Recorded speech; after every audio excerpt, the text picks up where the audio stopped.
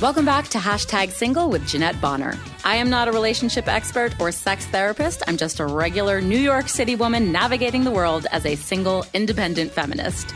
Hashtag Single is about having honest conversations with other singles in today's device-obsessed culture. So I hope you'll join me on this interesting, challenging, and complex journey as we navigate the ins and outs of singledom.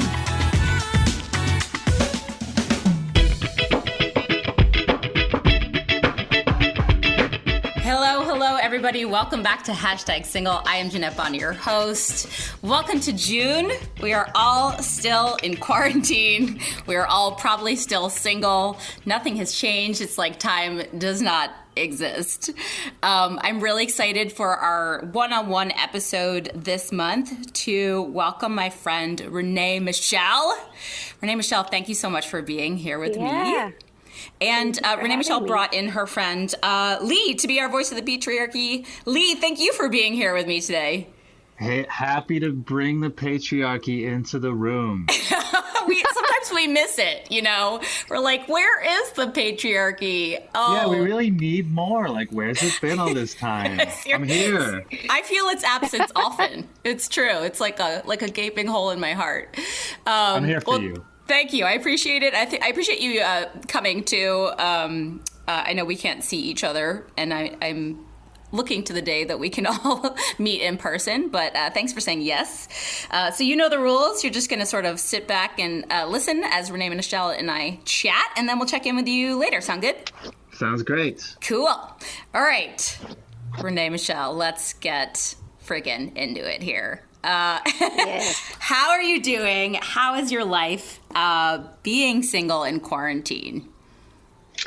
Yeah, so it's a complicated subject, I think, because I think being in quarantine without a significant other or even a prospect of somebody to be there and next to you, just, you know, there's an absence of that.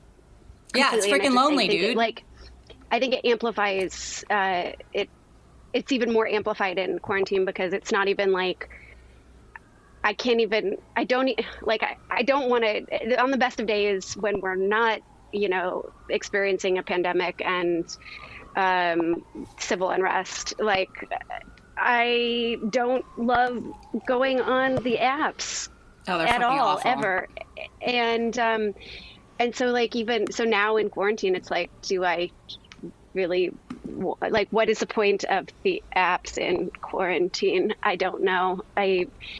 So it's just, yeah, that's sort of how I'm doing. Have you gone onto the apps at all? I mean, I guess out of boredom. Yeah. Or like, well, see, no, but that's exactly it. Like, I'm finding that people, like, I'm having multiple conversations that do not last more than 3 sentences. And I think the problem is that people just you like grab for the app, or you go for the app in moments of boredom to fill that loneliness. And it's not with any intention of genuine connection or actually wanting to like chat or eventually meet. Yeah. And actually, I don't know if it was on your podcast or I'm sure it probably was, like several episodes ago, where somebody was talking about like the apps are only good when you have intention, when you use them with intention. Mm-hmm. So like if you're going on just to like look at people that you hope to find desirable, like there's no point. It feels like there's no point in doing it if you're not searching with intention, if you're not swiping with intention. If you match with somebody, if you're not prepared to like message them immediately, then what's the point of being on there? Is it just to look at people that you don't know? Fuck if I know, girl. I don't understand why men just send like I liked your photo and then no follow up. Like, I'm like, thank you. Silence. Yeah, I've also like experienced, this is maybe a little bit off topic, but sort of on topic. I've had a couple, I've been playing Words with Friends a little more than much more than I used to. And I get some random matches, like people wanting to play a game. And I've had a couple from like men who then are trying to use words with friends. What? Like intro. I don't know. Nothing, I mean, everything's been pretty, harmless. It's been like, hi, hello, like it's trying to engage in a conversation, but I'm like, no, I'm just here to play a game. Just here to play a game. I mean, I get, like, it kind of works. Like, you're like, okay, we both like the same thing. But if you are genuinely just being like, no, I just want to, like, play a word game tonight. I don't want to have to flirt with a stranger. Like, it's the equivalent of going to the gym and being like, I'm here to work out for myself and have some dude compliment you on your physique or something. You're like, I'm not here for you, Yeah, having somebody make eyes at you from across the gym because, I don't know. Because they're men. Because they're men. Yeah. Yeah. So, and where were you at, like, in general, like, brief history of your single life? So I've been, like, dating, like, a lot of women my age most of their life. Since, like, since I graduated from high school. Like, I didn't date that much in high school, but after high school, I've went through a lot of periods of dating lots of people, and then brief periods of time where I date somebody for like 3 months and then realize, nope, this person's not for me, or it didn't, or the feelings, the feeling equilibrium is off, and you're like, I think I like you more than you like me, or vice versa, and it's not working out. I've had my two only long-term relationships, and only one of them I can truly call an ex-boyfriend, and somebody who I was committed to and like thought I was going to marry and all of this stuff. And that lasted only like 10 months. And that was when I was in college. It was when I was 20, 21. And then I just went on sort of I don't care. I'm going to just date and just see what's out there. Yeah. And my next like majorly serious relationship, where it was like an I love you situation, was also like about 10 months. And that ended, almost 8 or 9 years ago. And since then, I've had off and on, and most of them don't last longer than 3 months. And I think a lot of it is just because I know what I want in a relationship, and I've always been a firm believer of I don't want to waste my time. I don't want to waste my time. I don't want to waste somebody else's time. And, sometimes that ends up me being hurt. Sometimes that ends up with the other person being hurt. And it's never, it's never comfortable. Yeah, the last couple years has been a pretty, like, probably one of my driest spells as far as dating. Like, like I've gone out on dates, or I was set up by a friend, with a friend of his last year. And I went on this date and I was like, okay, I can see, like, and we had a great time, like it seemed, and he and I were on a good wavelength, and we had a lot of things in common, or at least enough things in common where we had conversation and like a mutual respect, it seemed. And by the end of the date, he was walking me towards the train, we both realized we had a completely different experience of the exact same date. Wow. And he was like, well, it was because I said something. We went out for dinner and drinks in the East Village, and I live in Brooklyn. And I said, well, next time, because I thought, I don't know, like I wasn't. No, it's intuition. You're like, there's obviously we clicked. There's going to be a next time. I'm with you. Yeah, there was a connection. I was like, there could be a next time. There's like the possibility is definitely there, because I thought we got along well enough. Yeah. And he basically said, no, well, he sort of hesitated when I said, well, next time you'll have to come to Brooklyn. And he was like, and I'm like, wait, what? He goes, what the hell? Well, I think we could probably both agree that we're not a match. And I was like, wait, hold on. I was like, wait, excuse me? Really? That's like an intense thing to hear while you're still on the date. Do you know what I mean? Yeah. Like usually you like let it marinate for maybe 48 hours and you try to think about how you feel afterwards. And, you know, are you excited to see the other person again? Or are you feeling like it was just like a nice person? Like he made a smash decision on the date and let you know. Yeah. And it was not, I wouldn't say like I was embarrassed, but I was just like, how could I have, like, I've been on quite a few dates. It makes you feel like a little insane, right? You're like, because we're very intuitive people, and you're like, I know we had a good time, so like, I'm confused. You know, it's weird. Like, you know when you had a bad date, and you know when you're not clicking. So I've been there before too, where I'm like, suddenly you start to not trust your instincts. And your intuition, you're like, hold on, am I crazy? Yeah. And I remember saying something to him. Now it was like, it was not so long ago, but it was last summer. And I was like, I don't remember exactly what I said to him, but I was like, dude, that like, I think maybe, I don't know. Sorry, now I'm like being super inarticulate, but I just remember having this thought, like, wow. Who does that? Like, that's what I'm thinking. Yeah. Like that's really hard to say to someone's face unless it's like you know what I mean? Like I would have at least gone home and been like, I had a really nice time, but this is what I usually do. I had a really nice time, but I just don't think we're a match. To like be able to say that to someone's face and then you have to respond in the moment.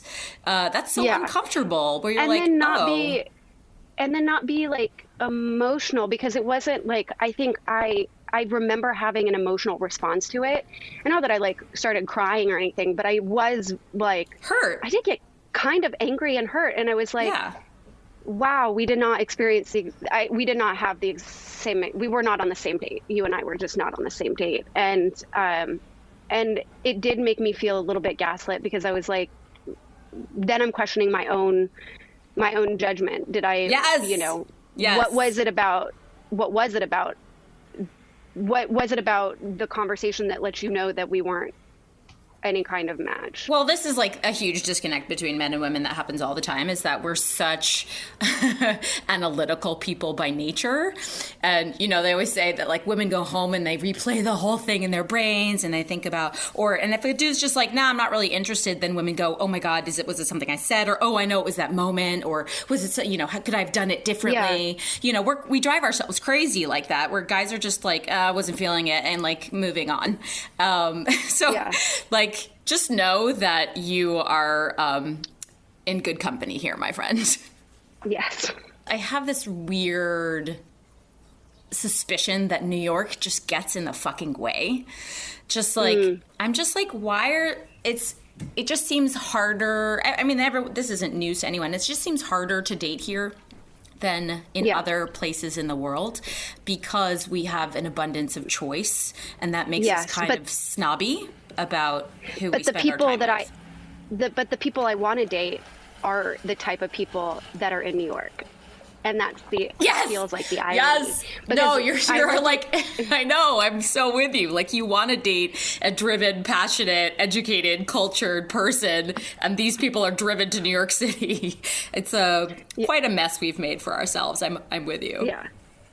Yeah. I remember being in California. So, in September of 2011, I had to move home. I'd been in New York since 2007 and had a terrible summer. It was a summer that ended with Hurricane Irene. There was a lot of things that happened to me over that, like a period of like 3 or 4 months. Like I broke up with that guy that I was talking about, the one from about 10 years ago. We broke up. I had a falling out with my roommate. My basement flooded. No. I lost my job. We got bed bugs. We like everything that could happen wrong did happen wrong. And it was just a point where I was like, I think I need to go home for a little while. So I left for California, and I had intended only to stay for a couple months, and a couple months turned into a year. And I came back. But during that time, I had a friend who was one of my old roommates from my previous stint in California before I moved to New York. I mean, I'm from California originally, but one of my roommates before I moved the first time to New York, Casey, she was in law school, and she knew a guy, and she was like, I really want to set you up with my friend. And I was like, sure, I'm totally open to that. Yeah. And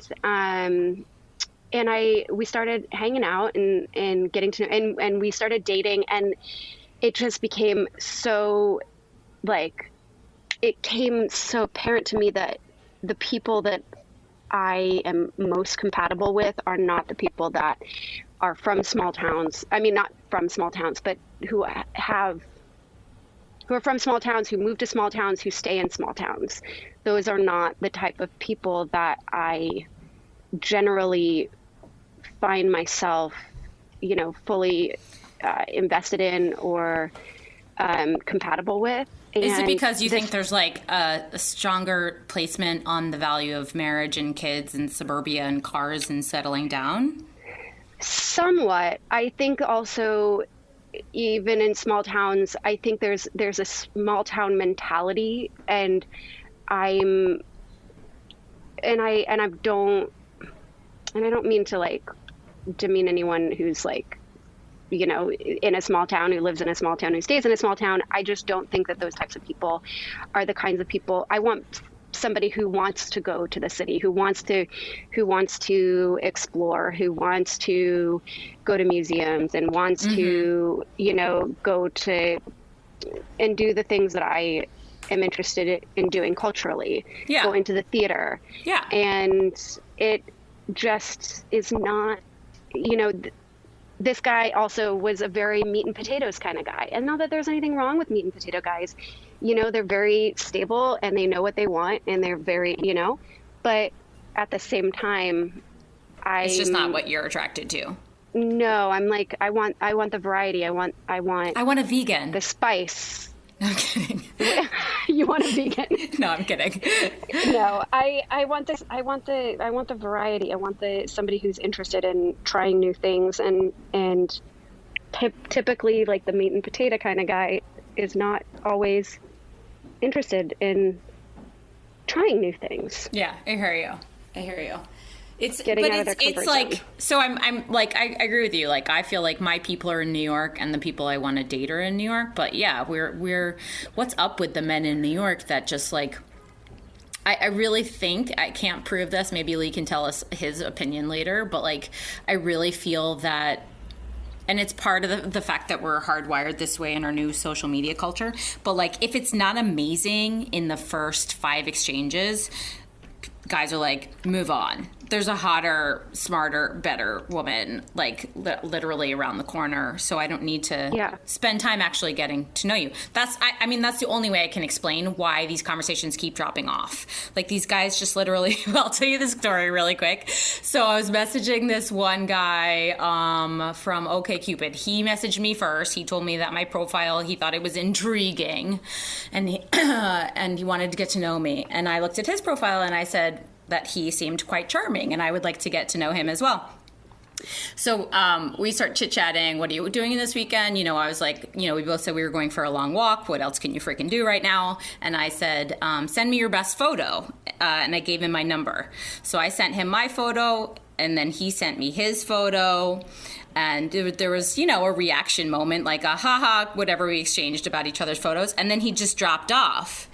And so after like 4 days, I messaged him and I said, hey, it seems like you're not a texter. Would you be up for a video chat sometime this week? And I'm not kidding you, Renee-Michele. He just did not respond. Like, why can't people literally ever just never got back to me. I was like, what a nice thing for me to say. It was like, hey, maybe this isn't for you. I'd love to have a video chat with you. And you just deleted it. You just didn't. What a fucking D-bag. You can't even be a human and just, like, not ignore me. You said you were interested in me. Yeah, rant over, but not really. That's okay. I had one match like recently that I was like, okay, I'm gonna do that. I'm gonna look with intention, blah blah blah. Anyway, started chatting with this guy. We were having a great conversation, and then the subject of cats came up. Just that I have a cat, like, or what are you doing to pass the time? And I was like, well, I'm hanging out with my cats right now, 'cause whatever. And I said something like to the effect of, what's your opinion on cats? He unmatched me. No. I'm like, you could say, oh, I don't love cats, and I'm not really looking involved. You get involved with somebody who has a cat, or I'm deathly allergic to cats, and I can't be involved with somebody with a cat. Great. Girl, you're never going to know. He just didn't want to talk to you anymore. And not that I care, really, but like... No, it's rude. I was just like, why not just say what you mean? I mean what you say. Like, that's what I'm like. I'm a grown up. Like, you can just. I said that in my text. Like, would you like to have a video chat? Or if you're just not into this anymore, just let me know. No hard feelings. I literally just said like the easiest way to get out of it for him, and he just didn't respond to me. But I had a guy unmatch me for something stupid recently, too. When we matched, his location was New York. And then, in the next 2 days, his location changed to Israel. And so I said, weird. I made some joke about, like, just want to make sure, like, you're not living in Israel. And he's like, no, my company's going to go over there in a month. So I'm just, like, seeing who's over there or something, whatever. And I was like, I see, sort of dabbling or testing the waters, made some dumb joke. And then I was like, where do you live in New York City? Unmatch. I was just like, these men they're idiot children. They're idiot children. I mean, like the minute that you're under hot water, you just like run away. What is that? Yeah, I think that there's also this, like, this... not like I think I think it's also a condition of human beings of not wanting to hurt another person or hurt somebody's feelings or whatever, and so the easiest way is to just like, oh, I don't have, and that's I'm just not going to say anything because these are all low stakes situations. I don't know you. We don't have mutual friends. Right. I don't have any accountability. Like, people don't have accountability to one another. And I think that that's something that I think really needs to change as far as dating. And like, I had mentioned this to you earlier in text message about how I think that we need to bring back the art of setting people up. And I think that we need to start embracing that a little bit more often as a tool to like meet people and to, because who knows you better than the people who are close to you. And while I don't necessarily want to speak for all singles, but like, I think that if somebody, if you're a person who happens to be in a relationship, in a happy relationship, you're doing well, you have a couple of friends, you have single friends, but you listen to your single friends and your single friends are saying how difficult it is and how hard it is and how emotional it can be and how stressful it can be to continually put yourself out there on apps and all of this. And then, if you do have a date, how many first dates can one person theoretically go on? And I know that, like, I've always admired that you continue to go out there and put yourself out there and meet people. And if it doesn't work out, it doesn't work out. But I think that we need to start like holding each other possibly a little more accountable and helping each other to, if somebody is expressing their desire to not want to be single anymore and want to find a partner and is serious about settling down, I don't see anything wrong with saying with that friend who happens to, we're in the theater, so we know a lot of people and in lots of different walks of life too. But what's wrong with clocking that and saying, oh, Renee-Michele is a great person. I love her and I want her to have love too. So if I'm going to keep my mind open and, if I meet somebody or if I know somebody who might get along with her, that, yeah, I should introduce them. And and if we remember correctly, I think the statistics, I don't have them in front of me, but statistics showed in the past that like the highest likelihood that you would meet your partner was through being introduced by friends. Yeah, or your community. That is a real fact. That is a real fact. And via your community. And I think that it's something that is hard. And I think there's probably a lot of people out there who are like, well, I just don't know anybody who's single. But that's bullshit. It's a lie. I 100% do know people that are single. With you. But now you've gotten out of the single life, and now you're happy in the coupled up life, and it's like you've forgotten. A lot of people forget what it's like. Yeah, throw me single. A freaking lifesaver. Yeah, especially when your friends are ready. Especially for friends who are ready for that. Yeah, I think there's. I was thinking about this when you brought this up, and I was like, why don't people do? I have had friends do that in the past, not with any real frequency. But I'm like, there's a weird shame. I don't know if that's the right word, about singleness, I think, in our country. And it's almost the reverse of the shame. Let me see if I can explain myself better. I think what I'm trying to say is like, no one wants to assume that they need to come and fix me.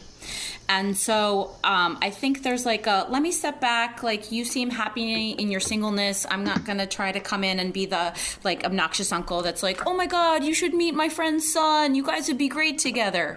You know, I think there's a little bit of sensitivity or maybe even fear that setting someone up with someone might be received improperly. Yeah. And I think the trick to that is letting, and I've done this in the past, or like if there's somebody that I'm interested in pursuing who might be in a community that I'm in, or new to my, like somebody who I don't know very well, and like, listen, I have no problem asking somebody out on a date, no problem whatsoever. Yeah. But the older I've got and the longer I've been single, the less I want to be like rejected by somebody.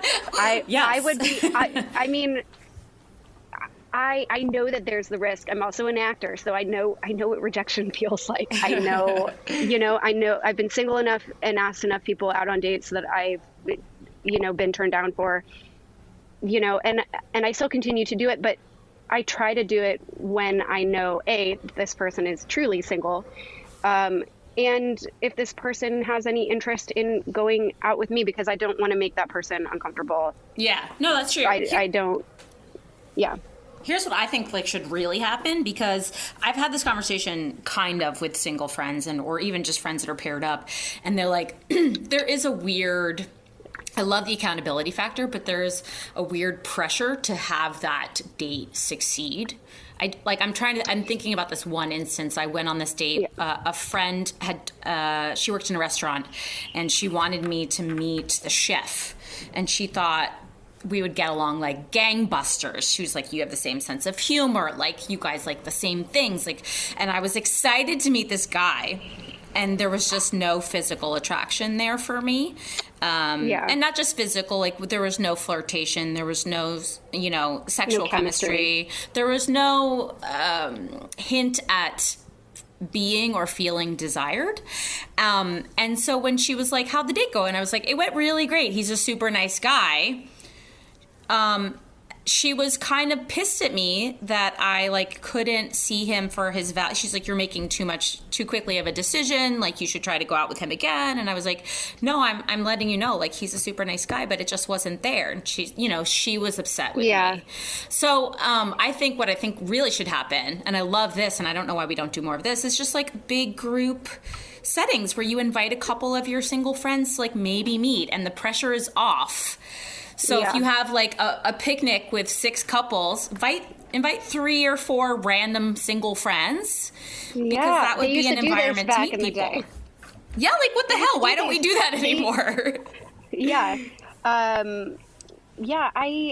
I I think that it is, you bring up a good point that like, but you've also got to remember let me articulate myself a little bit better.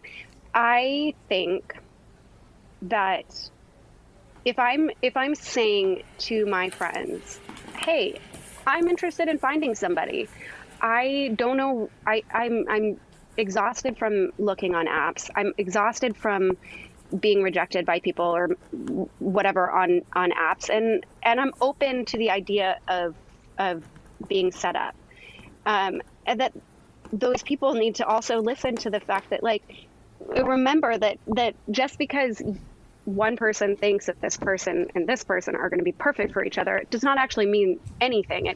Exactly. But the introduction is the most important part, because you don't know, you might have somebody who is absolutely 100% perfect for this other person, and if you're getting in the way of that person's like just ability to make a judgment of whether or not the person that they're being set up with is right for them, then you're getting in the way of that person trying to find a partner, trying to find somebody to spend time with.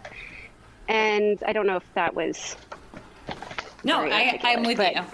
I want to, can we check in with Lee? I really want to hear if Lee has been set up, or if he, like, would be interested at all. Are you there, Lee? Hey. Did you leave us? No, I'm here. Yeah. I gotta say, that was like not speaking during this particular conversation. It's hard, right? And this is coming from someone who grew up going to Catholic Mass twice a week. This was harder than staying silent there. You're not the first person to say that, because, well, first of all, our instinct is to join the conversation.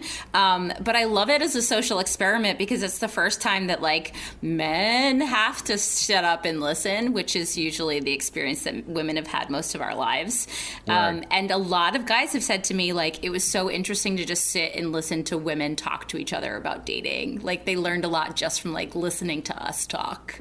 Oh my God, it's a privilege, truly. Oh, and, like, go it's on. really, and it's not the sense of like, oh my God, like, it's time for my opinion. It's like, it's because the subject resonates very deeply with me, and like, I have had a lot of similar issues. I mean, if you want to just I can just answer your question rather than going into my history just yet.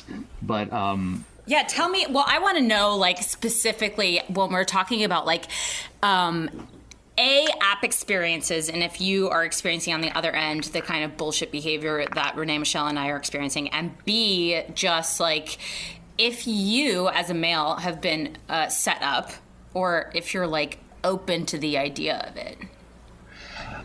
Okay, yeah, so specifically with regards to being set up, I have had only one experience with that, where friends matched me with someone, and that was like, it was like a handful of years ago, I think 3 years ago, and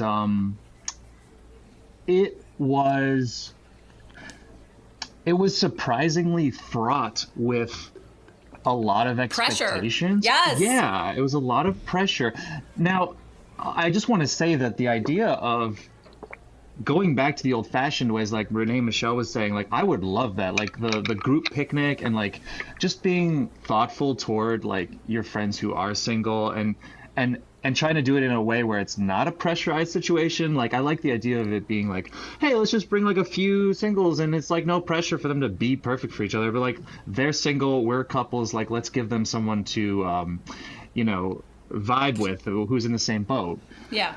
And this particular match with me, though, was very much like my close friends knew that I was kind of having issues really connecting with people through the apps, I think, and they went about it in a very courteous way, but I think they had never done that before, and there was inevitably a lot of pressure on it. Like, hopefully working out, just because like they had gone out of their way to do that. And I actually really ended up having some nice times with this person, just meeting her and getting to know her. Like we really connected on like a intellectual level, I think. And but it turned out I'm going to keep the details out of it just to respect her privacy. Oh, don't you dare. Don't you dare. We love gossip on hashtag single. Okay. All right. I mean, no. I mean, as much as you want to share. No pressure, like, honestly, but we do love the details. I will tell you everything then. Okay. Then, all right, but I have to then just tell you in a 1 to 2 minute way what my history is. I was in a 8 to 9 year relationship. Oh, shit. So I was with someone from age 19 to 27. Oh my God. Okay, and I know like people will hear that and they'd be like, that's longer than my parents were married. Yeah, seriously. And, okay, so I grew up with this person. We went to college together, moved to New York together. There's a lot there. We could have our own episode about just that. So I'm just gonna use that as a frame of reference for like when I was 27, I had never dated as an adult before, and like I had a single freshman year in college, but like that's not adulthood. No. So while I was in this domestic partnership for the better part of a decade, while all my other 20-something friends had their freewheeling 20s, suddenly everything shifted. But at the time I got single, they all found their person. And oh my God. Suddenly it was like literally the reverse of what it had been for the however many years prior. So I tried the apps, whatever. Like I actually, the apps helped me at the time, like shake myself out of my my funk after that big of a breakup, and it was just nice to see that there were other people out there, blah, blah, blah. So when my friends did the matchmaking, it was like they were being thoughtful and understanding that like things were very different for me all of a sudden. This particular person that I ended up being matched with, this is gonna get personal and sexual. Can I say these things? You can say whatever the hell you're open to saying. All right. Well, this is a very lovely, smart woman, and we like. I was like, wow, this person actually is really cool. Like, could this actually work? Like this matchmaking situation, and I was ready for it to work. Like, I wanted that story where my friends hooked me up with. Oh my God, it is a cute story. You're right. Like I want the old-fashioned thing. Now, it turns out that this woman who was really great, she was actually going through major difficulties with regards to her sexuality, and something that I had never been familiar with before. I had my ex of many years had a lot of issues with regards to intimacy that I don't have to get into here, but I was acquainted with the specific struggles women go through from childhood up through adulthood, and I thought I was acquainted with everything until this time, and something called vaginismus. Do you know what that is? I actually am embarrassed to say I do not. Okay, so this is apparently a very Wait, do you know Renee-Michele? I was going to say, I have an idea about it. I feel like I've heard it, but I'm going to let you speak. Explain it to us. Wow, I feel unqualified to you're talk sorry about to put you in this position. Should we Google it? No, tell us, because you are actually quite acquainted with it, and more than actually Renee-Michele and I are. Go ahead. Yeah, I learned up on it. I educated myself on it because this woman revealed to me that this would not be a normal dating situation, because she suffered from a condition that's like half physical, half mental, in which her vaginal muscles had an automatic tensing response to any sexual encounter, and it was impossible physically for her to have sex And it makes sex very painful. Very painful, and like there's different levels of extremes with this. Like some people, it's like through various muscle exercises, like they can like literally loosen themselves up to relax and like have any sort of penetrative encounter like that. This particular woman had a very extreme version of it, though, to the point where like she like could barely like insert a tampon, and she had it's really sad. And like it doesn't, sometimes it comes from abuse, sometimes it comes from just various trauma or things that basically they trigger the mind to protect itself. To protect itself. I mean, It's really fascinating. Like what the body will do will be like, this is a way that I can be harmed, and I will prevent that from happening going forward. It's quite beautiful, actually, what the body can do to protect itself. But yeah, I can see how that would be damaging to a potential relationship.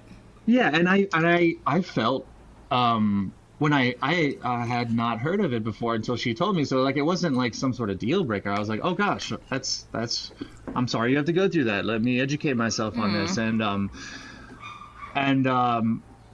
But due to that 8 to 9 year relationship I was in was difficult. The person I was with had a lot of trauma as a kid, and my experience with her was many times over the years being sort of a caretaker for her trying to grow, and she suffered from some serious mental illnesses related to abuse, and that was a very big part of my life for a long time. And like I kind of grew into adulthood being not necessarily a financial provider, but like emotional provider. An emotional provider, and like a strong therapist type support for system. someone.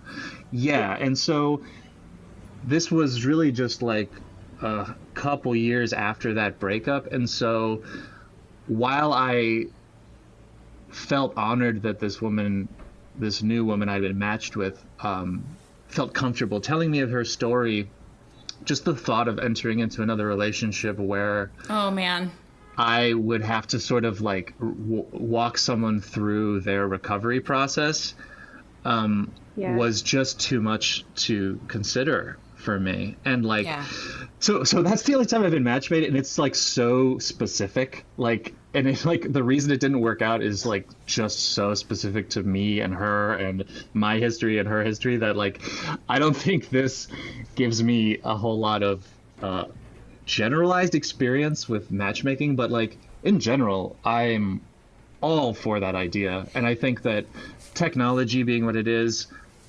and the apps being what they are, I think a lot of our friends and couples, especially like being in our 30s and stuff, they don't feel obliged to help us. They can probably consider us to have access to all the tools we need. Oh my God. People say that all the time. They're like, you're so lucky. Like, there's so many people you can meet at any given moment. I didn't have that when I was dating. And I'm like, it's not fun. Right. Yeah. It's not a game. Right. It shouldn't be a game. It shouldn't be out of boredom. And like, and something else I wanted to say before was also about like the apps. Also, there's an inherent flaw in the fact that there are so many apps out there. Yes. And you have to, in order to get the full benefit from those apps, you have to actually make an investment in them. But how can anyone make an investment in a specific app if they don't know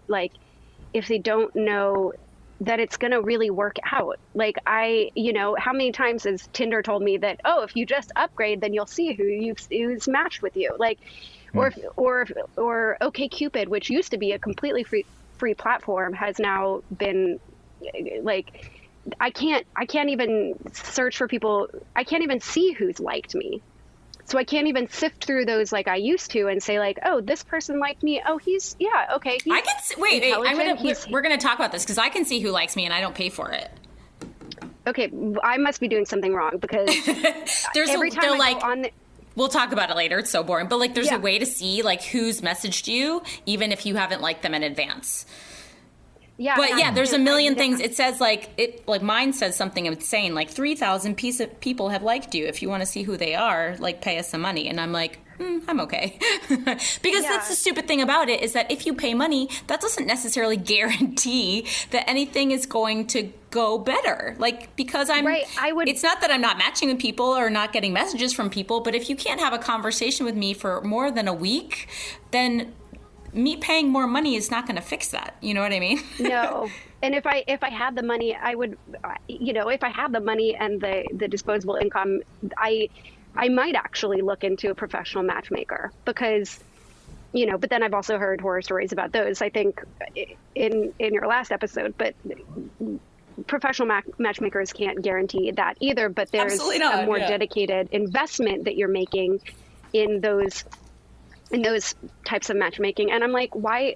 I'm just like, I would just rather, any of my friends listening, if you know me and you love me and you know the kind of people hook a girl up and you know that I'm asking, it's also important for people not to just hook up your friends willy-nilly, but if you're listening to somebody talk about their struggles and saying like, yes, I'm open to meeting people, I'm open to being introduced to somebody, I'm open, then listen to that person. If you don't have somebody in mind, fine. But if you remember that, and as you're out in your life meeting people and working with people in different capacities, and you come across somebody who's perfect for somebody else, or who you think might be perfect for somebody else, you got to let go of the anxiety that if it works out, the pressure, relieving yourself of that pressure of, if it doesn't work out, then I'm a terrible friend, or they don't really care about my opinion in the first place. And it's like, no, I'm just looking for more opportunities to meet more people that I'm and I want to do it from a level that's more personal than an app. Yeah. Here's what I think we should do, and can promise that I will follow through on this. I think once we're allowed to gather again, or either if we can do, we can do a small gathering of even just 15 people, maybe you and I should host a little friend of a friend party. Yeah. Everyone brings as their guest a single person of the opposite sex. So we invite a couple friends of ours who are single, but they also have to bring someone else with them. And just have so it's like a group, but everyone is single. Do you know what I mean? We could just have a little, even if it's something corny and lame, like a picnic, or, we don't have to be in a bar like we used to do, but you and I should do it. Why not? Yeah, who knows how soon we're going to be able to be in a bar with that many people anyway. So right, exactly. But we could do a little picnic gathering, or something easy. Be the change you want to see in the world, girl. Yeah, let's do it. Why not? That sounds great. Awesome. Cool. Well, thank you guys so much for sharing your quarantine with me. And also just being really vulnerable and open, and sharing your history and, your frustrations around being single in New York. One of the reasons I started this podcast is because I just don't think people talk about how their experience is going, and for better, for worse, at all. And this was just supposed to, realize that we're all having a shared horrible experience, and that, we're all in this together. Yeah. And if we were smart, we could help each other out a little bit better too. So, on that note, that's it for #single. I will catch you next time.